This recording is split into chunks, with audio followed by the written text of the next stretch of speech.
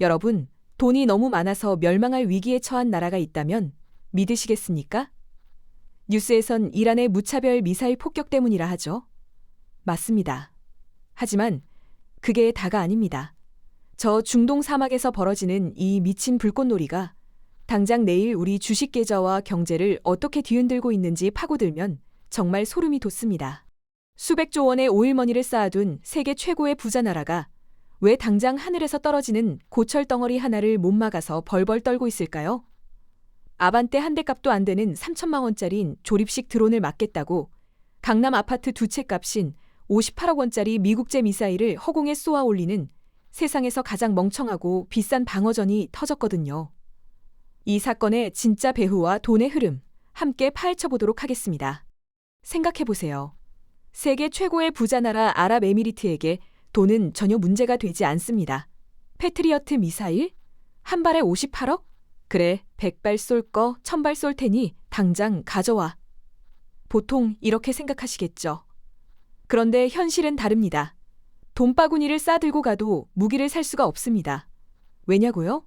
전 세계에서 패트리어트를 만드는 곳은 미국의 로키드 마틴 단 한 곳뿐인데 1년에 찍어낼 수 있는 물량이 고작 500에서 600발 남지기 때문입니다. 지금 우크라이나 맞기도 벅찬 미국이 중동에 무한정 미사일을 대줄 수가 없는 구조인 거죠. 바로 이 아슬아슬한 공급망의 틈새, 그 치명적인 약점을 파고든 것이 바로 대한민국의 천공투였습니다. 자, 그리고 며칠 전 세계 군사 전문가들과 경제학자들의 눈이 중동 하늘로 쏠리는 사건이 터집니다.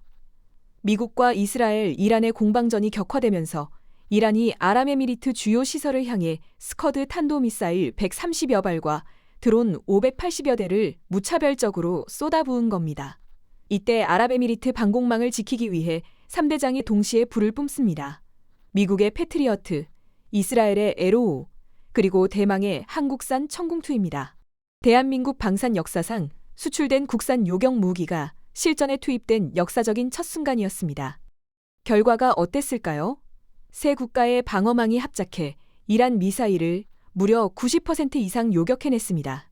여기서 정말 소름 돋는 포인트는 군 소식통에 따르면 천궁2의 단독 요격률 역시 이 종합 요격률과 맞먹는 90%대 수준으로 파악됐다는 겁니다. 이게 경제적으로 엄청난 의미를 가질까요? 방어전은 결국 가성비 싸움입니다. 아까 패트리어트 한 발에 58억 원이라고 했죠? 천궁2 수출가는 한 발에 약 15원 수준입니다. 무려 3배에서 4배 가까이 저렴한데 15km 상공에서 떨어지는 적의 미사일을 패트리어트 못지않게 백발백중으로 박살내버린 겁니다. 과거 중동 국가들은 싼 맛에 중국산 요격 무기를 샀다가 피눈물을 흘린 적이 있습니다. 브로셔에는 명중률 70%라고 적혀 있었는데 막상 쏴보니 50%도 안 맞아서 고철 덩어리 취급을 받았거든요. 그런데 한국 무기는 브로셔에 적힌 스펙보다 실전에서 더 미친 성능을 보여준 겁니다. 전 세계 방산 시장에 한국 무기는 진짜다라는 완벽한 실전 데이터, 즉 트랙 레코드가 찍힌 거죠. 하지만 진짜 충격적인 반전은 전투가 끝난 직후에 벌어집니다. 하늘에서 미사일비가 쏟아지자 아랍에미리트의 천궁2 유도탄 재고가 순식간에 바닥을 드러내기 시작했습니다. 다급해진 아랍에미리트 정부는 한국에 긴급 전화를 겁니다. 돈은 얼마든지 줄 테니 제발 천궁2 포대와 유도탄 좀 당장 보내주시오. 그런데 여기서 대한민국 정부와 방산업계가 아주 기가 막힌 대답을 내놓습니다.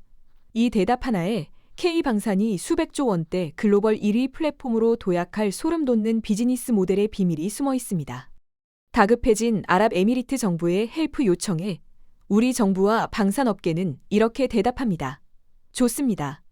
천궁2 유도탄은 생산 라인을 풀가동해서 주말까지 수십 발을 추가로 뽑아내겠습니다. 비행기 편만 확보되면 당장 다음 주에라도 보내드리죠. 하지만 발사대 역할을 하는 천궁2 포대의 조기 인도는 불가능합니다. 전 세계에서 밀려든 주문 때문에 생산 일정이 너무 빡빡하거든요. 여러분, 이 짧은 대화 속에 숨겨진 무서운 경제적 의미가 보이시나요? 과거에는 무기 하나라도 더 팔려고 굽신거리던 우리가 이제는 포대를 더 사고 싶어? 그럼 번호표 뽑고 기다려라고 말하는 완벽한 갑의 위치, 즉 셀러 마켓의 지배자가 된 겁니다. 여기서 끝이 아닙니다. 이것이 바로 LIG 넥스원이나 한화 같은 한국 방산 기업들이 진짜 돈을 쓸어 담는 이유. 이른바 방산판 구독 경제 비즈니스 모델입니다. IT 업계나 프린터 회사의 영업 방식을 떠올려 보세요. 기계 본체인 프린터는 아주 싸게 주거나 심지어 공짜로 깔아줍니다. 대신 잉크 카트리지를 다 쓰면 무조건 자기들 회사 잉크를 비싼 돈 주고 계속 사서 끼워야 하죠. 한번 그 회사의 기계를 쓰면 다른 회사로 갈아탈 수 없는 락인 효과, 즉 가두리 양식장 전략입니다. 방산 시장도 완벽하게 똑같습니다. 청궁투 한 개 포대를 완전히 장전하려면 유도탄 32발이 필요합니다. 이란이 드론이나 스커드 미사일을 쏠 때마다 아랍에미리트는 한 발에 15억 원짜리 청궁투 유도탄을 허공에 쏴서 맞춰야 합니다.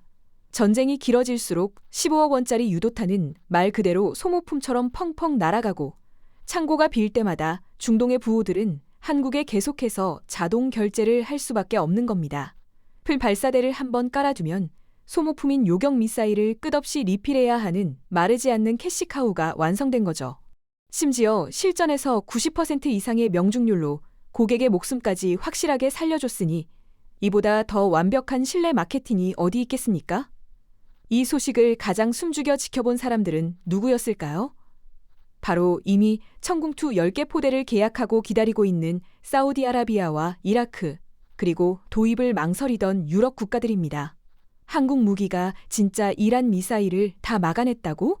야, 우리도 무조건 한국 걸로 통일해! 라는 도미노 현상이 일어날 수밖에 없는 겁니다. 자, 그렇다면 이렇게 세계 방산 시장의 판도를 뒤집어버린 K방산의 다음 스텝은 과연 무엇일까요?